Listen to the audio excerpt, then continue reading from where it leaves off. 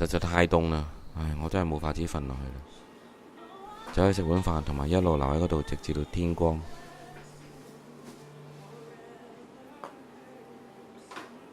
清晨睇到好多野宿者喺附近瞓覺，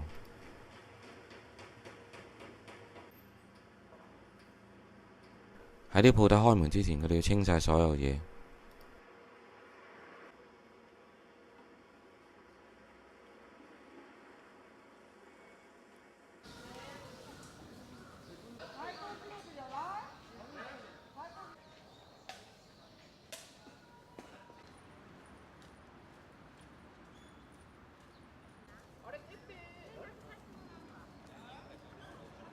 村口先生唔喺附近，咁我就去咗淺草河邊。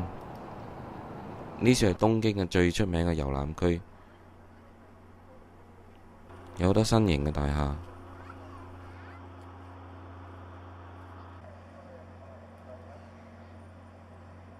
喺最貴嘅河邊別墅前面有一間屋仔，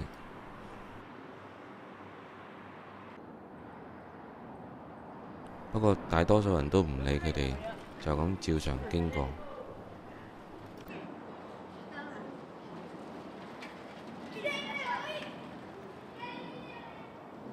今日呢一紮屋仔乜嘢人都冇，因為佢哋全部都去晒攞食物。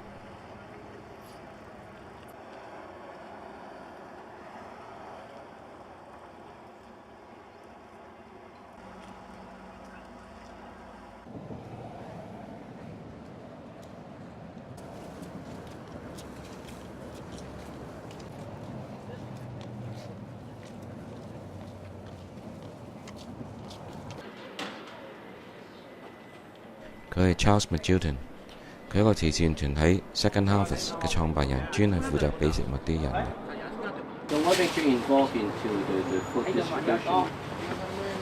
Well, I started it up here in terms of what we do here on a Saturday, and what we do at Second Harvest Japan is that we collect food donations from companies and redistribute to people in need.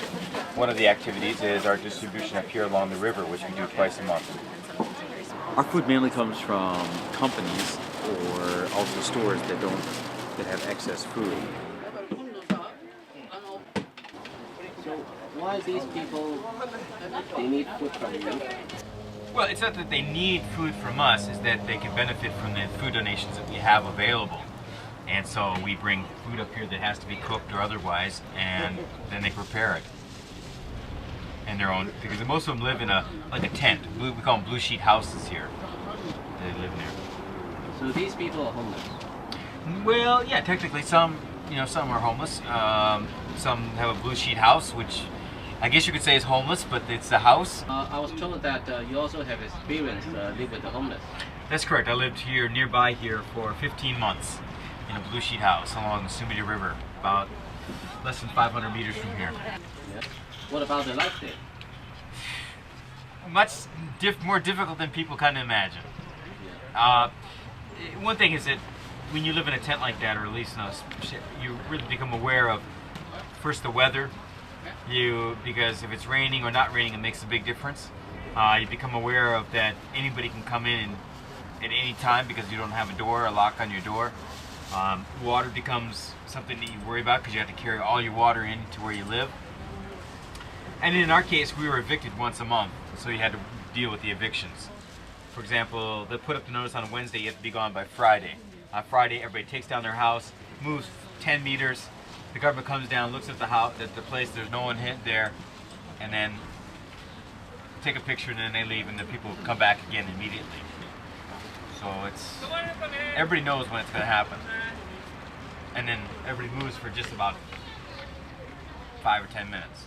What about the homeless? Are they dangerous? Not that I think of. So among themselves, right? I mean, you're going to have people fighting among themselves no matter where you go. And so people there are no different. However, it's not like you have gangs and stuff like here are going to beat you up and take all your money away and stuff. So basically the homeless people are quite calm and peaceful. Well, I think it's the Japanese society in general is calm and peaceful. And And so that's reflected in probably this culture right here that lives along the river and stuff. The second factor here is that you have basically two types of people that are homeless. One, that you would say they're former day labor.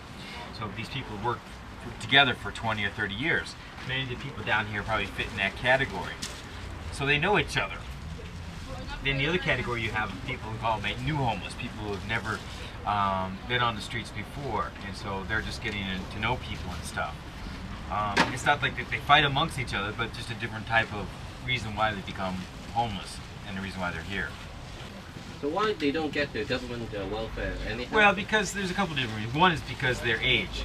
The average age of a person who's on the streets is 55.6 years old, I believe. You might be 56. You can't get government help until you reach 65. Long-term pension benefits. They have a 10-year window where you're not going to get any type of help. One of the criticisms of what we do is that we don't solve their problems. And we recognize that our purpose is not to solve their problems. But what we do believe in is that if you don't have enough food, you can't do the next thing you need to do in your life. So if you don't have enough nutrition, then you're going to get sick easier. If you don't have enough nutrition, you're not going to be able to go out and get work or anything like that.